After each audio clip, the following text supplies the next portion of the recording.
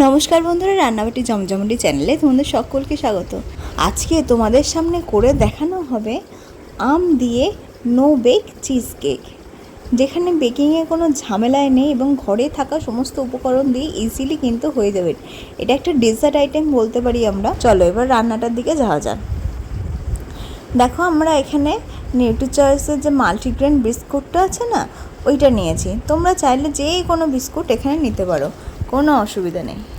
এবার ওই প্যাকেট থেকে কিছু বিস্কুট নিয়ে নিলাম, প্রায় হাফের থেকে হয়তো একটু বেশি নিয়েছি এবং সেটাকে ভালো একটুখানি ভেঙে নিচ্ছি যাতে গুঁড়ো করতে সুবিধা হয়।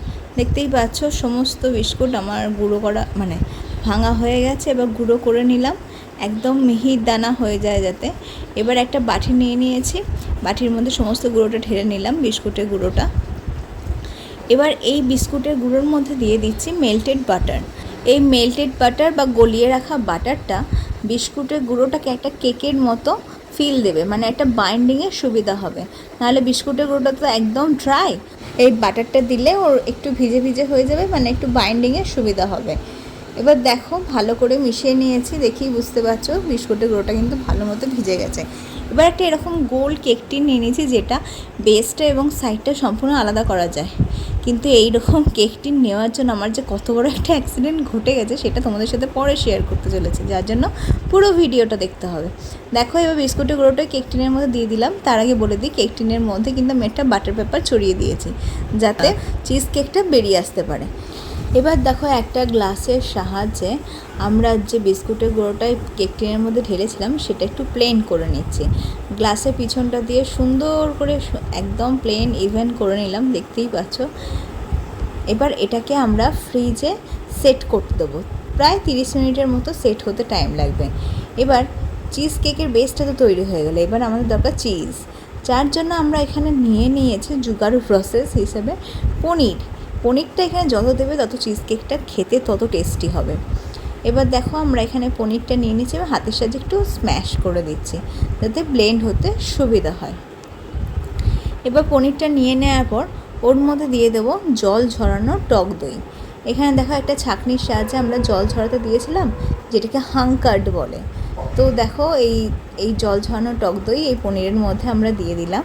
তার সাথে দিয়ে দেবো সামান্য ভ্যানিলা এসেন্স, তোমরা চাইলে দিতে পারো, যদি না থাকে বাদ দিতে পারো, কারণ এখানে এমনিতেই আমের পাল্প পড়বে, যার জন্য আমের একটা টেস্ট তো আসবেই।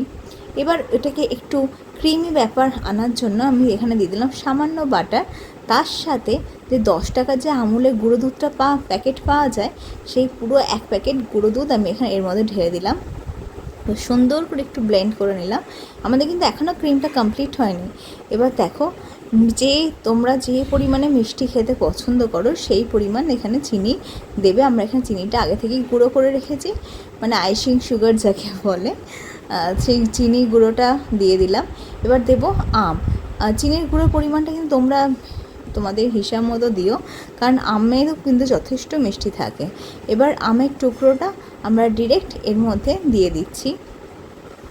এত ডিজাইন করে আমের পাল্পটা না দিলেও হবে, তোমরা তোমাদের মতো করে ভালো করে আমের খোসা থেকে আমের পাল্পটা বার করে নিয়ে তারপর দিতে পারো।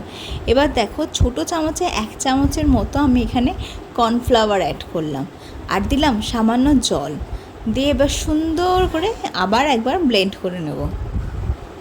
দেখো, ব্লেন্ড করার পর ফুলছে কি দারুণ দেখতে হয়েছে, একদম ক্রিমি ব্যাপার চলে এসছে। এবার এটাকে আরেকটু ফ্লেভারফুল করার জন্য আমি এখানে একটা লেবু নিয়ে নিচ্ছি, তার খোসার জেসটা সামান্য একটু কুড়ে নিচ্ছি। দেখবে কোড়ার সময় যেন লেবুর ওই সাদা অংশটা যেন চলে না আসে, তাহলে কিন্তু জিনিসটা তেতো হয়ে যাবে। ব্যাস, একটা লেবুর এরকম জেস্ট আমি এখানে দিয়ে দিলাম, আর তার সাথে হাফ লেবুর রস সেটাও দিয়ে দিলাম। এটা বেশ একটা টক মিষ্টি ব্যাপার চলে আসবে। আর দিলাম সামান্য নুন। যে কোনো মিষ্টি জিনিসকে ব্যালেন্স করার জন্য নুনটা কিন্তু খুব দরকার। দেখো, নুন দিয়ে সুন্দর করে একটা মিক্স করে নিচ্ছি। এবার 30 মিনিট পর আমরা কেক টিনটা বার করে আনলাম। দেখো কত সুন্দর সেট হয়ে গেছে। তার উপরে এই যে ক্রিমটা বানিয়ে রেখেছিলাম সেটা সুন্দর করে দিয়ে দিলাম, একটু ড্যাব করে নিলাম, তারপর একটু চামচের সাহায্যে ব্লেন্ড করে নিলাম।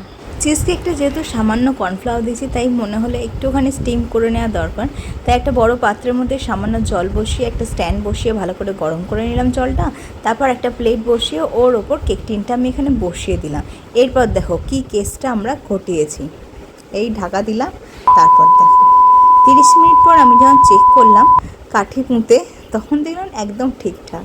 কিন্তু কেক টিনটা বার করতে যেই যাব আমি, অমনি সাইডের যে অংশটা থাকে ওটা আমার হাতে খুলে চলে এলো, আর নিচের অংশটা নিচে পড়ে গেল। এর ফলে পুরো শেপটা একদম ঘেঁটে হয়ে গেল, যেটা আমি একদম আশা করিনি। কারণ আমার কেক টিনটা খুব ভালোভাবে সেট হয়নি, মানে বোধহয় কোথাও লুজ ছিল। তো যাই হোক, এরকম ডিজাস্টার মাঝে মাঝে হয়েই থাকে, তাই তোমাদের সাথেও শেয়ার করলাম। এবার এটাকে ভালো করে বার করে ঠান্ডা করে ফ্রিজের মধ্যে প্রায় একটা রাত আমি সেট হতে দিয়েছিলাম। দেখো সেট হয়ে যাওয়ার পর কিন্তু খুব সুন্দর একটা শেপ নিয়েছি, এবং সেটা একটু চাকুর সাহায্যে কেটে নিয়ে একটা গোল শেপ বানিয়ে নিয়েছি।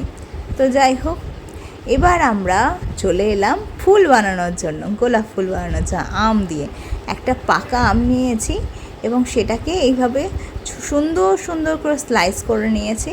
এবার একটার পর একটা স্লাইস, বেশি কিছু না, একটার পর একটা স্লাইস শুধু আমরা বসিয়ে দিয়ে যাব। এইভাবে বসাতে বসাতেই দেখবে কত সুন্দর একটা গোলাপের মতো শেপ নিয়ে নেবে।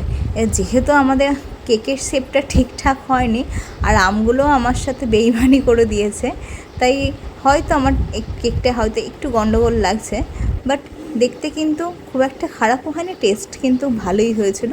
তোমরা অবশ্যই এই চিজ কেকটা বাড়িতে বানাও এবং আমাদের কমেন্ট করে জানিও এই ইউনিক রেসিপিটা তোমাদের ঠিক কতটা ভালো লেগেছে। তোমরা যদি আমাদের চ্যানেলে নতুন বন্ধু হয়ে থাকো, চ্যানেলটা সাবস্ক্রাইব করে পাশে থাকা বেল আইকনটা প্রেস করতে একদম ভুলো না। চলো টাটা, আবার দেখা হয় পরে অন্য কোনো নতুন রান্নার সাথে।